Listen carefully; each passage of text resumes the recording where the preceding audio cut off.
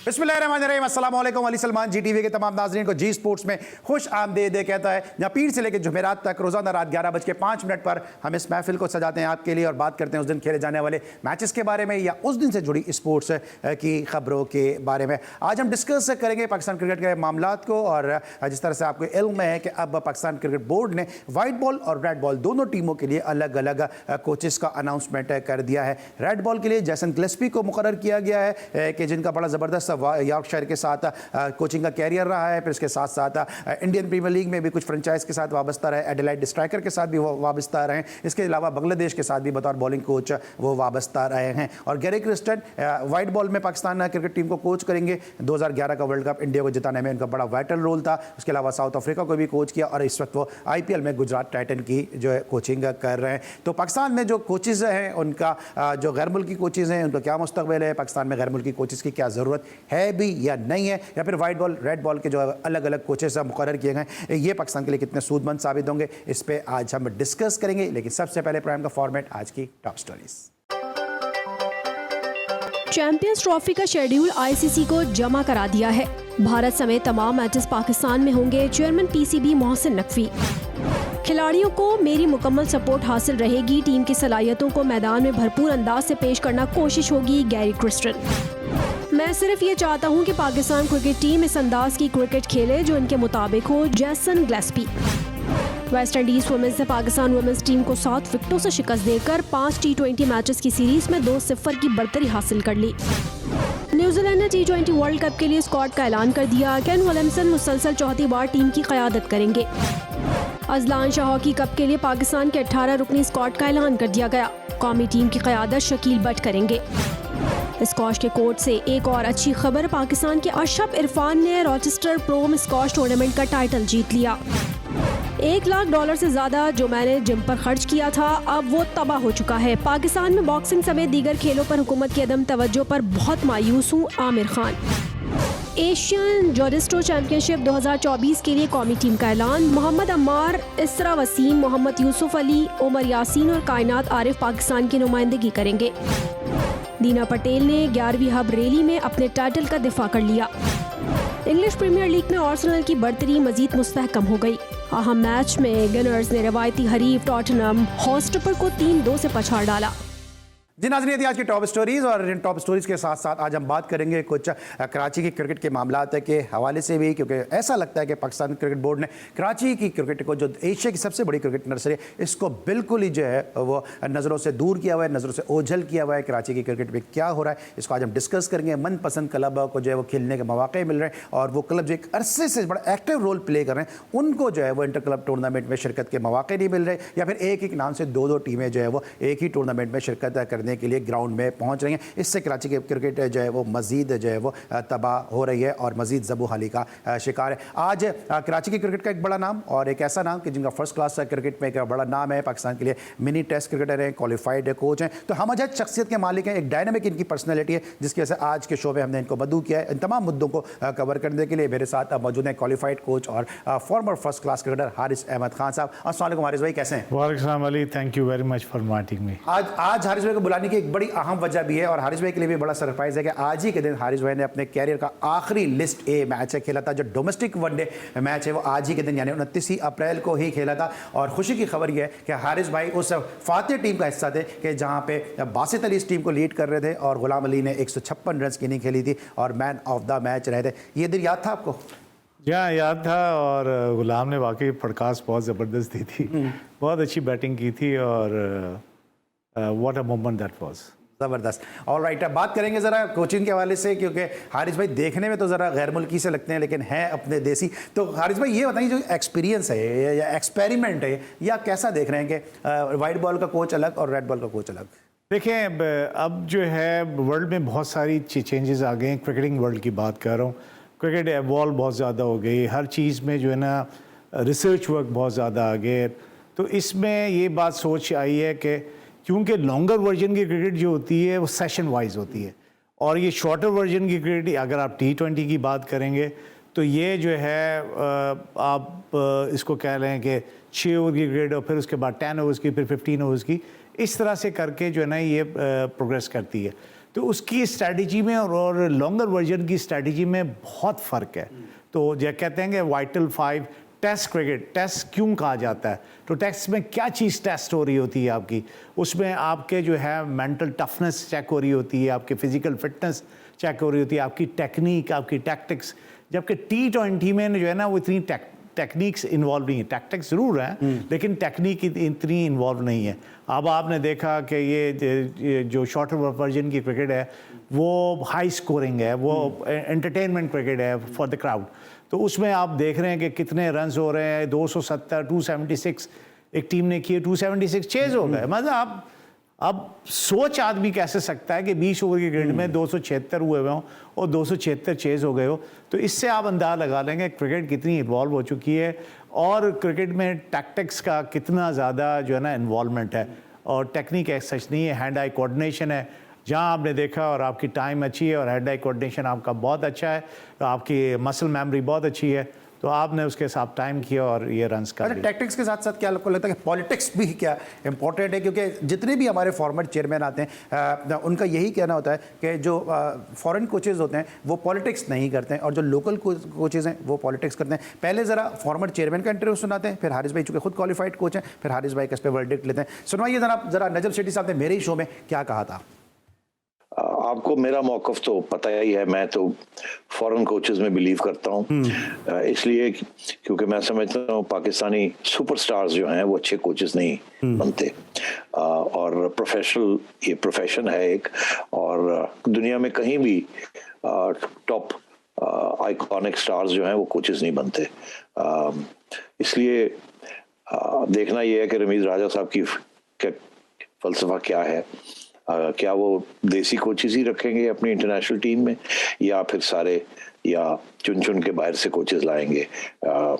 ये बहुत बड़ा इशू बनेगा। जी ना, नजम सेठी साहब को सुना आपने कि फॉरेन कोचेस के हक़ में, और यही मोहसिन नकवी साहब भी हैं। सर कि ये आप लोग जैसे लोकल कोचेस हैं जितने इतने कोर्सेज किए हुए हैं, आप कोचेस के इंस्ट्रक्टर हैं, आप क्या पॉलिटिक्स करते हैं या पॉलिटिक्स में इन्वॉल्व हो जाते हैं? देखिए अब अली, इसमें दो चीज़ें हैं। एक तो पाकिस्तानी कोचेस का जो है ना एक्सपोजर इंटरनेशनली नहीं है, जिसको आप कह सकेंगे जनाब। अब आप देख लें कि जितनी भी इंटरनेशनल टीम है या ग्रेड 2 लेवल की आईसीसी की टीम है उसमें कितने पाकिस्तानी कोचेस हैं, आपको नहीं मिलेंगे उसमें। इसमें यह है कि इंटरनेशनल जो कोचेस हैं वहाँ पर भी ये ज़रूरी है कि इंटरनेशनल प्लेयर हो जो उन्होंने सर्व किया हुआ उस कंट्री के लिए, उसके साथ साथ क्रिकेट कोचिंग कोर्सेज़ की हो, जो कि बहुत ही इंपॉर्टेंट है आपके to become a head coach of the team. तो ये बहुत ज़रूरी है। यहाँ मैं एक बात ज़रूर कहना चाहूँगा कि पाकिस्तान के जो हेड कोचेस हैं, रीजन के हेड कोचेस, वो इतने अरसे से जो है टीमों के साथ हैं, वो भी अच्छे कोचेस हैं।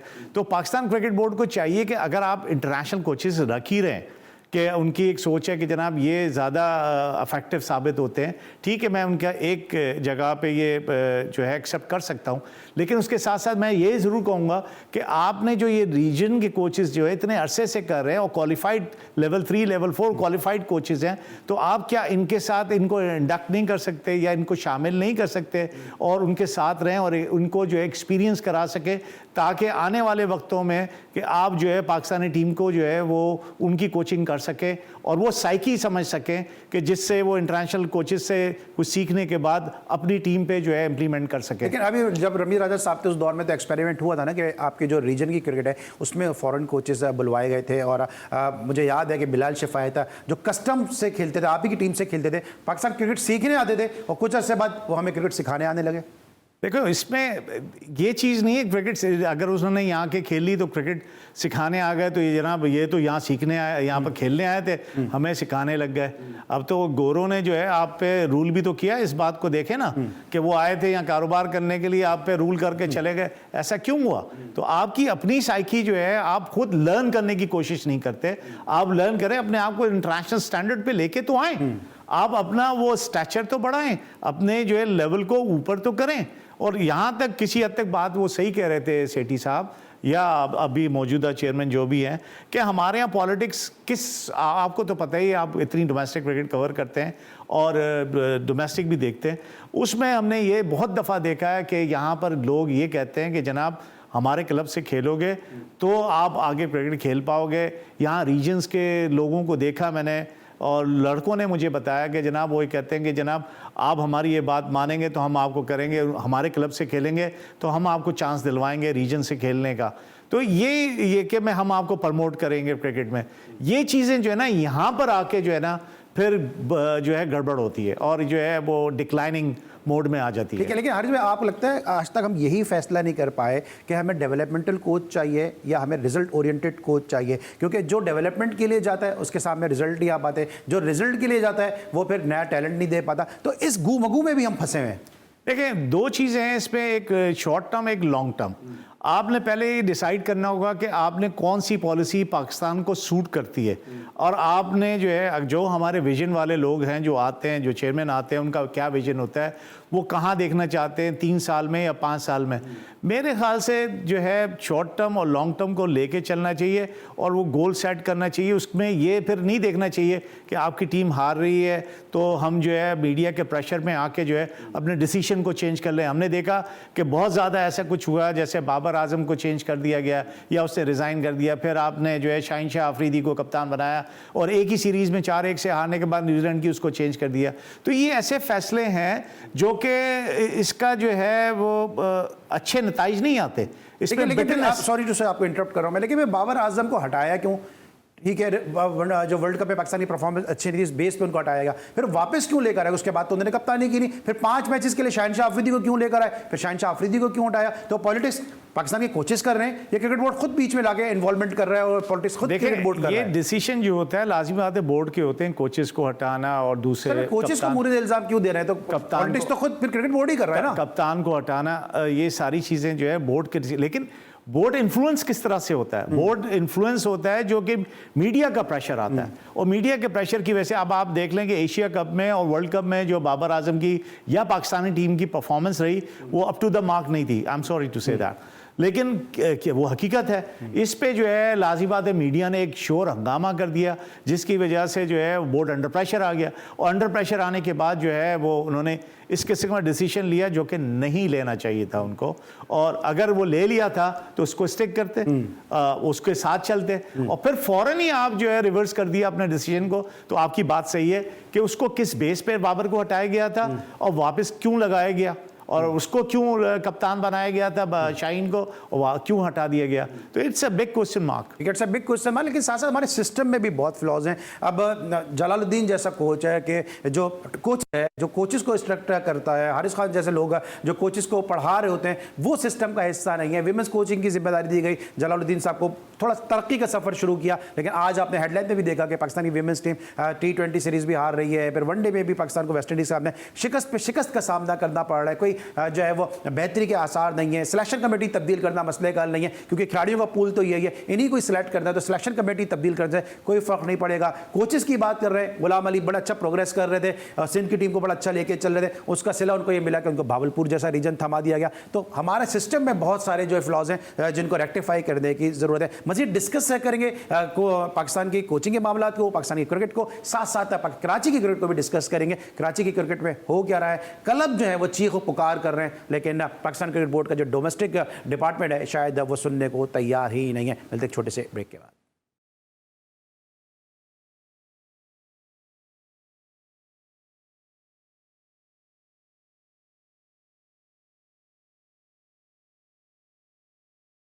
Welcome back after the break. और ब्रेक पर जाने से पहले हम डिबेट कर रहे थे पाकिस्तान में लोकल कोचेस होने चाहिए फिर फॉरेन कोचेस होने चाहिए, लेकिन हारिस भाई जिस तरह बात कर रहे हैं कि रेड बॉल का कोच अलग कर दिया है, वाइट बॉल का कोच अलग कर दिया, खेलने वाले तो यही हैं। फिर आप अगर प्लेयर्स के अगर आप माइंड से अगर हम बात करते हैं उनका किस माइंड फ्रेम में होंगे, किस फेज में होंगे, कि एक कोच जाहिर सी बात है एक ऑस्ट्रेलियन अप्रोच के साथ आ रहा है, एक कोच है वो साउथ अफ्रीकन कोच है वो साउथ अफ्रीकन अप्रोच के साथ आ रहा है, कितना प्लेयर के ऊपर फर्क पड़ेगा? जबकि आप हमारे प्लेयर का जो मेंटल लेवल है वो भी आप जानते हैं कि कितना इंटेलेक्चुअल है हमारे प्लेयर।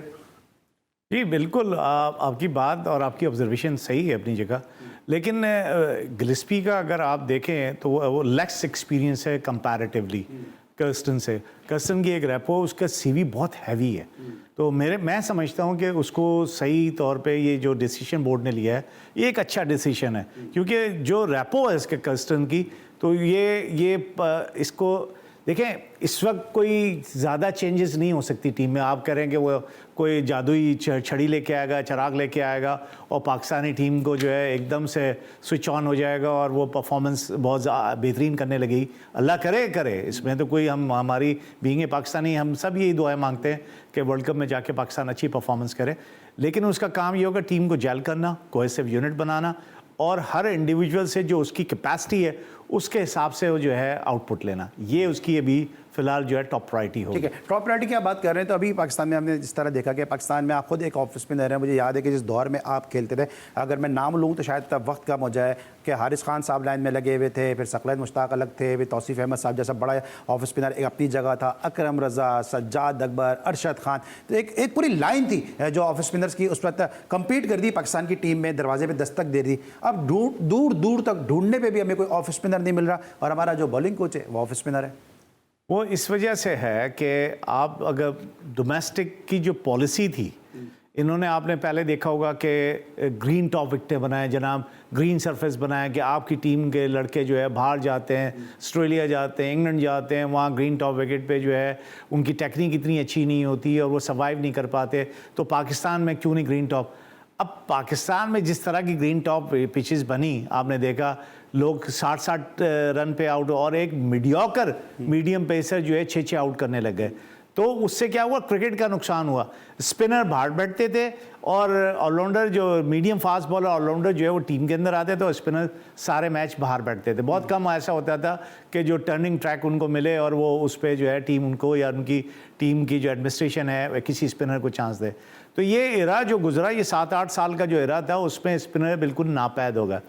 फिर दूसरी बात जो है, यहाँ पाकिस्तान में जो है आइडियलाइजेशन जो है बहुत ज़्यादा है कि बहुत जल्दी आइडल करने लगते हैं, आइडियलिज़म की तलाश में होते हैं। तो स्पिनर को जैसे सईद अजमल की उसमें आइडलाइज करके कहीं करने लगे, तो दूसरा करने के मेरे पास लोग आए, लड़के आए, मुझे ऑस्पिन के बारे में नहीं पूछ रहे थे, मुझसे कहने लगे आप ये बताएंगे हम दूसरा कैसे करें। तो मैंने कहा अगर दूसरा करना है पहले तो तुम अपने आप को कॉल क्या करते हो, कहते हैं जी ऑस्पिन। मैंने कहा पहले ऑस्पिन मुझे करके दिखाओ, अगर तुम्हारी ऑस्पिन हुई तो फिर मैं तुम्हें सोचूंगा तुम्हारे बारे में। जो कि दूसरे के बारे में ऑस्ट्रेलिया ने बैन कर दिया दूसरा, इसलिए कि आपको एल्बो बैन करके वो 22 अपना मीटर तक बॉल 5.5 ऑन्स का जो ऑब्जेक्ट है या बॉल जो है वो आपको पहुंचानी होती है। उसके लिए आपके लिए ज़रूरी होता है कि आप जब दूसरा करोगे बॉल तो उसके लिए एल्बो बैंड करके और वहाँ पर बॉल फेंकें, उसके लिए मसल डेवलपमेंट और ये सारी चीज़ें चाहिए होती है, पावर चाहिए होती है, तो एल्बो बैंड होती है। ठीक है, अच्छा आप खुद एक ऑफ स्पिनर हैं, क्वालिफाइड कोच हैं, लेकिन अभी उस्मान तारिक की अगर हम बात कर लें कि उस्मान तारिक के बॉलिंग एक्शन सस्पेक्ट करार दिया गया और उनको बॉलिंग एक्शन सही करने के लिए एक ऐसे ऑफ स्पिनर को रखा गया कि जिन पे खुद चेकिंग का इल्ज़ाम था, तो ये सही डिसीजन लगा आपको? देखिए, उनको रेक्टिफिकेशन मेथड से गुजरे सईद, उनका जो है बायोमैकेनिक्स हुआ और बायोमैकेनिकली जो है उनको देखा गया और जब उसके बाद ही पता लगा ना कि उनका जो एल्बो जो बैंड और एक्सटेंड होती है वो 42 डिग्री या 42 डिग्री से कहीं थोड़ी ज़्यादा है। तो उनका जो रेक्टिफिकेशन मेथड हुआ और सकलैन मुश्ताक ने उन पे काम किया, फिर सईद ने खुद भी रियलाइज़ किया और सईद ने करने के बाद अपना एक्शन चेंज किया और एक्शन चेंज करने के बाद वो इफेक्टिवनेस मेरे ख्याल से सईद में नहीं रही जो पहले उसमें थी, तो जिसकी वजह से सईद जो है वो बाहर हो गया टीम से। और अब अगर वो अपने एक्सपीरियंस से उनको सिखाना चाहते हैं, बताना चाहते हैं, उसमें क्या है चीज़ इंपॉर्टेंट है, पिच का बिहेवियर, कहाँ बॉल पिच करनी है, बैट्समैन क्या इस किस्म का बैटर अगर खेल रहा है, अगर डाउन द विकेट जाके खेल रहा है तो उसको कहाँ गेंद करनी है, उसकी बैट्समैन की साइकी को किस तरह से पकड़ना है और आपकी वेरिएशन कैसे यूज़ करनी है। तो ये सारी चीज़ें सईद में जो एक्सपीरियंस के साथ मौजूद है, वो अपना एक्सपीरियंस जो है। लेकिन आपकी बात सही है, लेकिन मेरा सवाल को थोड़ा सा मैं रीफ्रेश कर देता हूँ। जब आपके पास एक क्वालिफाइड कोच मौजूद हैं, जैसे जलालुद्दीन साहब मौजूद हैं, जैसे अब आप सामने बैठे, इसलिए मैं आपकी बात नहीं कर रहा क्योंकि आप क्वालिफाइड भी हैं, आप ऑफ स्पिनर भी हैं, या इवन चले तौसीफ अहमद साहब जैसा प्लेयर आपके पास मौजूद है, या इवन सईद अजमल को सकलैन मुश्ताक ने सही कराया था। जब सकलैन मुश्ताक अवेलेबल हैं तो फिर इनकी सर्विसेज से फायदा क्यों नहीं उठाया जाता, उसको क्यों दिया जा रहा है जिसका खुद अपना बॉलिंग एक्शन सही नहीं था? नहीं तो वो मैंने यही बात नहीं तो सर अगर ये अवेलेबल नहीं है तो फिर तो ये बनता है ना कि अपने नहीं मैं आप थोड़ा सा इसमें इस तरफ से लेके जा रहे हैं कि सईद अजमल जो है चक्किंग की वजह से बाहर हो गया और उस चक्कर को आपने जो है वो पाकिस्तान टीम का जो स्पिनर कोच बना दिया। वो था, उसने रेक्टिफिकेशन मेथड जो है उस पर यूज़ हुआ, उसको जो है रेक्टिफिकेशन हो गई उसकी, उसमें इम्प्रूवमेंट आ गई। अब वो जो है उसने क्रिकेट छोड़ दिया, वो कोच बन चुका है। अब कोच बनने के लिए अब उसने क्या कुछ बताना है, क्या सिखाना है, अपने एक्सपीरियंस के साथ और अपनी कोचिंग जो उसने सीखी है उसके हिसाब से उसको इम्प्लीमेंट करे। जहाँ तक आपने जलाल की बात की, देखें ये पाकिस्तान के लिए बड़ा ही अनफॉर्चुनेट है। जलाल मेरा दोस्त सही, मैं इसलिए ये बात नहीं कर रहा, लेकिन पाकिस्तान में मैं समझता हूँ सबसे जो है बेहतरीन कैंडिडेट और सबसे ज़्यादा डिज़र्व करने वाला, जो डोमेस्टिक को ज़्यादा समझता हो, जिसने डोमेस्टिक पे इतना काम किया हो और जिसने ग्रास रूट पे काम किया हो यहाँ पर डोमेस्टिक में, जिसने कोच एजुकेशन में, आपके कोचेस डेवलपमेंट में और प्लेयर डेवलपमेंट में काम किया हो, उसकी खिदमत नहीं ली जा रही। वो बेचारा जो है ऑस्ट्रेलिया में ह्यूस्टन, अपना अमेरिका में ह्यूस्टन में जाके जो है वो वहाँ प्लेयर्स को डेवलप कर रहा है, अमेरिकन प्लेयर्स को डेवलप कर रहा है, और पाकिस्तान जो है उस प्लेयर की जो है खिदमत हासिल नहीं कर रहा। लेकिन आप जलाल साहब और जलाल भाई ज़बरदस्त कोच हैं और अमेरिका में कोच कर रहे हैं। अल्लाह ऐसा बेचारा हमें भी बना दे कि वो बेचारा अमेरिका में कोचिंग कर रहा है और पाकिस्तान में नहीं पूछ रहा है। आपको नहीं लगता कि ऐसा बेचारा फिर हम सबको अल्लाह ताला बना दे? नहीं, वो एबिलिटी उसके अंदर है ना, जब वो वहाँ पर कर रहा है तो वो मेरे ख्याल से आने वाले वक्तों में अमेरिका का कोच हो जाएगा, क्योंकि उस जैसी क्वालिफिकेशन के लोग वहाँ अमेरिका में भी मौजूद। लेकिन अगर आप जितनी बात कर रहे हैं सईद अजमल की, तो फिर आयरलैंड के टूर पे सईद अजमल को क्यों नहीं लेके जा रहे? क्या वहाँ पे स्पिनर से काम नहीं है? क्योंकि आप तो खुद इंग्लैंड में काफ़ी रहे और काफ़ी खेले भी हैं। देखें, वो लोग ये समझ रहे हैं कि आयरलैंड की विकटें और इंग्लैंड की उसके बाद जो टूर है उसकी विकटें कंड्यूसिव नहीं होंगी स्पिनर्स के लिए, तो उसकी वजह से जो है ऑलराउंडर्स खेलेंगे, या तो फास्ट बॉलर ऑलराउंडर खेलेंगे या फिर बैटिंग ऑलराउंडर खेलेंगे। तो आपके पास ऑलरेडी इमाद मौजूद है और ये सारी चीज़ें मौजूद हैं, और शॉर्ट स्पैन का इनका जो है वो टूर है। 3 आपने आयरलैंड से खेलने हैं, 4 आपने इंग्लैंड से खेलने हैं, फिर उसके बाद वापस पाकिस्तान आना है, फिर यहाँ से फिर टीम जानी है। Do you think Saeed Ajmal is the best option for the bowling coach? नहीं है यहाँ पर। Do we have the another options?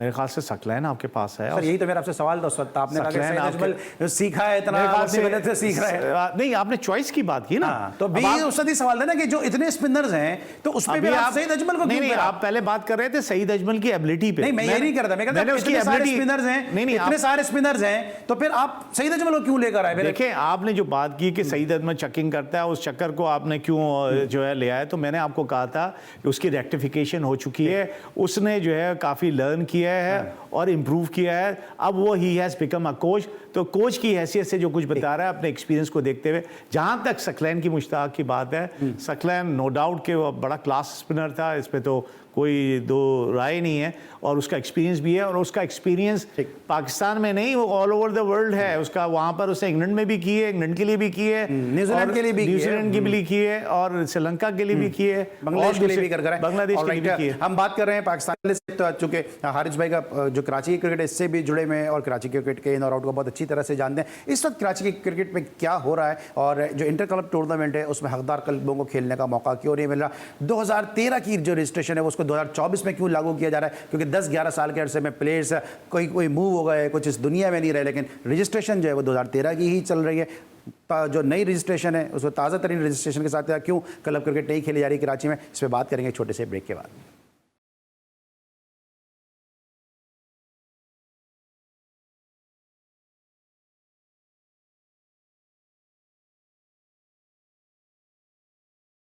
Welcome back after the break. और ब्रेक पर जाने से पहले हम कोचेस को डिस्कस करते हैं। अब हम बात करेंगे एशिया के सबसे बड़ी क्रिकेट नर्सरी कराची रीजन के हवाले से, कि जहां पर जो क्लब क्रिकेट है वो इंटर क्लब टूर्नामेंट जारी है, लेकिन क्लब्स को बहुत ज़्यादा शिकायत हैं कि क्लब्स को जो है वो खेलने के मौके नहीं मिल रहे, और बगैर स्क्रूटनी के 2013 की जो रजिस्ट्रेशन हुई है उसके हिसाब से इंटर क्लब टूर्नामेंट कराया जा रहा है। इस प्रोग्राम के तवज्जुह से पाकिस्तान क्रिकेट बोर्ड से हम रिक्वेस्ट करेंगे कि पहले स्क्रूटनी का अमल जो है वो मुकम्मल हो जाए, उसके बाद नई रजिस्ट्रेशन हो, उसके बाद फिर अगर क्लब क्रिकेट हो तो फिर जो है वो क्लब क्रिकेट का असल मकसद पूरा भी होगा। हम स्क्रीन पे कुछ क्लब्स के जो लेटर्स हैं जो पाकिस्तान क्रिकेट बोर्ड को लिखे गए वो भी आपको दिखाएंगे, लेकिन हारिस भाई से पूछते हैं, हारिस भाई कौन सी ऐसी रॉकेट साइंस है कि 2013 में क्लब की जो है वो स्क्रूटनी हुई है कि कौन से क्लब एक्टिव हैं, कौन से क्लब फाल है, और उनको फिर अब जो है वो खिलाया जा रहा है उस स्क्रूटनी की बुनियाद पर? मेरे ख्याल से जो पीसीबी का अपना होमवर्क जो है वो सही नहीं है, जिसकी वजह से ये मिसहैप हुआ है। और जुनैद अच्छा चला रहा था वैसे, और जुनैद को ज़रूर देखना चाहिए इस बात को कि ये जो इतनी सारी जो शिकायतें सुनने में आ रही हैं और बड़ी जेन्युइन शिकायतें हैं, उसके लिए उसको किस तरह से जो है ओवरकम किया जाएगा और लोगों की शिकायत कैसे दूर की ये जाएगी। स्क्रीन पे आप, सॉरी हारिस भाई, ये स्क्रीन पे आप लेटर्स भी देख रहे हैं कि जो मुख्तलिफ, देखिए ये दाऊद स्पोर्ट्स है, ये जनाब जोन 2 का क्लब है कराची रीजन के और बड़ा एक्टिव क्लब है। इन्होंने भी ये खत लिखा है पाकिस्तान क्रिकेट बोर्ड को कि जनाब पहले स्क्रूटनी कराई जाए, उसके बाद टूर्नामेंट कराया जाए। इसके अलावा शफीक काजमी साहब जो कराची सिटी क्रिकेट एसोसिएशन के बड़े फॉल सेक्रेटरी रहे, उन्होंने भी कॉमरेड स्पोर्ट्स के हवाले से खत लिखा है कि पहले स्क्रूटनी कराई जाए, उसके बाद टूर्नामेंट कराया जाए। इवन जलालुद्दीन साहब की भी काफ़ी बात की हारिस भाई ने कि उन जैसा कोच जो है वो पाकिस्तान को अवेलेबल होना चाहिए। अमेरिका में वो कोचिंग कर रहे हैं, खुद उनका क्लब जिसमें रमीज अजीज जैसे प्लेयर खेलते हैं और भी बड़े ज़बरदस्त प्लेयर खेलते हैं, खुद उनके क्लब को इंटर क्लब खेलने का मौका नहीं मिला था। तो कराची रीजन के जो सेक्रेटरी हैं जावेद खान साहब, उन्होंने खत लिखा कि जनाब इस क्लब को क्यों आप खेलने का मौका नहीं दे रहे हैं, जबकि ये तो एक्टिव क्लब है और एक ऐसा क्लब जो जलालुद्दीन साहब उसको रन कर रहे हैं, वकार साहब जो खुद भी बड़े ज़बरदस्त विकेट कीपर बैट्समैन रहे पाकिस्तान कस्टम्स के, वो इस क्लब का जो वो ऑर्गेनाइज करते हैं, उनके जैसे क्लब को जो वो खेलने का मौका नहीं मिल रहा। इसके साथ साथ बॉब वुलमर क्लब जो है कि जिसको शाहिद नवाब साहब जो कराची की क्रिकेट कमेंट्री के हवाले से, ग्राउंड कमेंट्री के हवाले से बड़ा नाम है, और साद बेग जो पाकिस्तान अंडर 19 के कप्तान है, वो उनके क्लब से खेलते हैं, उनको भी जो है वो इसे स्क्रूटनी की वजह से खेलने के मौके नहीं मिल पा रहे। तो हारिस भाई फिर कराची क्रिकेट से टैलेंट कैसे सामने आएगा? फिर देखिए बड़ा अनफॉर्चुनेट है, जैसे मैंने कहा कि पाकिस्तान क्रिकेट बोर्ड का इस पे होमवर्क कंप्लीट नहीं है और इस पे इन्होंने तवज्जो नहीं दी, और जो कि बारहा ये बात की गई है कि कराची में जिस तरह की क्रिकेट होती थी वो क्रिकेट अब नापैद हो गई है। और वो क्या है, वो क्लब क्रिकेट है जो कि ग्रास रूट की लेवल की क्रिकेट कहलाती है। सर आपको लगता है ये फ्रेंचाइज क्रिकेट का जो रोल है वो रीजन की क्रिकेट में, मैं कराची की बात नहीं कर रहा हूँ कि जहाँ पे एक फ्रेंचाइज का होल्ड है और हर प्लेयर को एक आसरा दिया हुआ है कि मेरे जोन से खेलोगे, मेरे क्लब से खेलोगे तो अंडर 19 भी खेलोगे, फर्स्ट क्लास भी खेलोगे, सेंट्रल कॉन्ट्रैक्ट भी तुम्हें इसी सूरत में मिलेगा जब तुम मेरे जोन से, मेरे क्लब से खेलोगे। फ्रेंचाइज क्रिकेट का रोल जो है वो रीजन क्रिकेट से या सिटी क्रिकेट से खत्म होना चाहिए। जी हाँ, बिल्कुल आप जो बात कर रहे हैं बिल्कुल मुनासिब बात है। हमने जो अपने एरा में या अपने दौर में क्रिकेट खेली उसमें तो बड़ा पैशन होता था लोगों में, जो अपने क्लब चलाते थे और बड़े ज़बरदस्त क्लब थे। मरीज जिमखाना था, शहरियार स्पोर्ट्स थी। सर जब आप खेलते थे तो क्या एक ही जोन के से कराची की टीम बनती थी, या मुझे याद है लांडी फ्रेंड्स के भी प्लेयर होते थे, कोरंगी फ्रेंड के भी प्लेयर होते थे, मरीज जिमखाना के भी प्लेयर होते थे, पाक क्रिस्टन के भी प्लेयर होते थे, फजलुर रहमान के भी प्लेयर होते थे, एयरपोर्ट जिमखाना के भी प्लेयर होते थे, यूनाइटेड जिमखाना के प्लेयर होते थे, पाक जिमखाना के प्लेयर होते थे, मैं गिनवाने बैठूंगा वक्त कम हो जाएगा, नॉर्दर्न जिमखाना के प्लेयर होते थे, पूरे कराची से टीम बनती थी। अब तो सिर्फ एक जोन से और एक क्लब से टीम बन रही होती है। असल में क्लब क्रिकेट का वो ना स्टैंडर्ड रहा, ना वो क्वालिटी रही, और उसकी क्वांटिटी भी जो है क्लब क्रिकेट की कम हो गई है। जो आप जिस एरा की बात कर रहे हैं उसमें बड़ा पैशन था, बड़ा दिली तौर पे जो है टेस्ट क्रिकेट जो है वो पूरी 14 की टीम सेलेक्ट करना ज़रा आसान होता था। कराची की टीम बनाना, वो भी 2 टीमें। अब कराची की टीम में जो है राशिद लतीफ़ भी अवेलेबल है एज ए विकेट कीपर और मोइन खान भी मौजूद है, पीछे वसीम आरिफ लगे हुए, इफ्तिखार अहमद भी मौजूद है, और दूसरे बड़े ही ज़बरदस्त विकेट कीपर बैटर्स मौजूद थे। और ओपनिंग बैटर जैसे गुलाम अली हो गया, साजिद अली हो गया, ये थे, सईद आज़ाद जैसे बैटर और दूसरे बहुत बड़े बहुत अच्छी। मतलब मैं ये कह रहा हूँ ना कि कराची की टीम बनाना बड़ा मसला होता था कि किस तरह से बनाई जाए। अब 2 करोड़ की आबादी का या उस वक्त शहर था, या 1.5 करोड़ की आबादी का शहर था, उसमें से आपने 30 प्लेयर निकालने थे, बड़ा मसला होता था। बहुत आप सल्लू भाई से पूछ सकते हैं, वो तो पाकिस्तान मकसद के भी जो है वो चेयरमैन रहे सिलेक्शन कमेटी के। कराची की टीम मुश्किल, कराची के लिए वो उनसे पूछो ना, वो बताएंगे कि कितना मुश्किल होता था कराची की टीम सेलेक्ट करना, क्योंकि कंपटीशन बहुत होता था। अब चूंकि क्लब क्रिकेट नापैद होने के बराबर है, जो क्लब क्रिकेट नापैद अगर हुई है तो आपको नहीं लगता कि क्लब क्रिकेट को नापैद करने वाले भी वही लोग हैं कि जो फ्रेंचाइज क्रिकेट से वाबस्ता है? वो चाहते ही नहीं कि कराची के अंदर क्लब क्रिकेट हो, क्योंकि क्लब क्रिकेट होगी तो हर क्लब का अलग टैलेंट सामने आएगा, हर जोन का अलग टैलेंट सामने आएगा, फिर उनके लड़कों को कौन पूछेगा? नहीं, इसमें मैं एक चीज़ का और देखता हूँ कि वेटरन क्रिकेट जब से स्टार्ट हुई है, और वेटरन क्रिकेट के स्टार्ट होने से, क्योंकि वो भी बड़े पैशनेट लोग हैं जो क्रिकेट छोड़ गए लेकिन वो क्रिकेट में रहना चाहते हैं, तो वो वेटरन क्रिकेट की जो टूर्नामेंट होते हैं उसके लिए जो है जो ग्राउंड्स हैं वो पहले से ही हायर कर लिए जाते हैं। तो जो क्लब को जो है ग्राउंड चाहिए होता है जिस वक्त, वो अवेलेबल नहीं होता है। तो ये भी एक वजह है। देखिए फिर इंडिया क्रिकेट क्यों फ्लरिश कर रही है? इंडिया का स्क्वाड भी अनाउंस हो रहा है 2 तारीख को। देखें, इंडिया के ग्राउंड्स में और पाकिस्तान के ग्राउंड्स में क्वांटिटी में जो है बहुत फ़र्क है। कराची में बड़े लिमिटेड ग्राउंड हैं। पहले आप देखें किस तरह से क्रिकेट होती है, गली में भी आप क्रिकेट खेलते थे। अब गली की क्रिकेट आप कहीं देखते हैं होती हुए नजर आती है आपको? हम तो बड़ा पैशनेटली खेलते, तो हमारा लर्निंग स्टेज भी जो था वो गली की क्रिकेट से था। हमारी इम्प्रोवाइजेशन जो गली की क्रिकेट में होती थी, रनिंग बिटवीन द विकेट जो होती थी, कॉलिंग जो होती थी, ये बेसिक्स थी क्रिकेट की जो कि हमने गली से सीखा।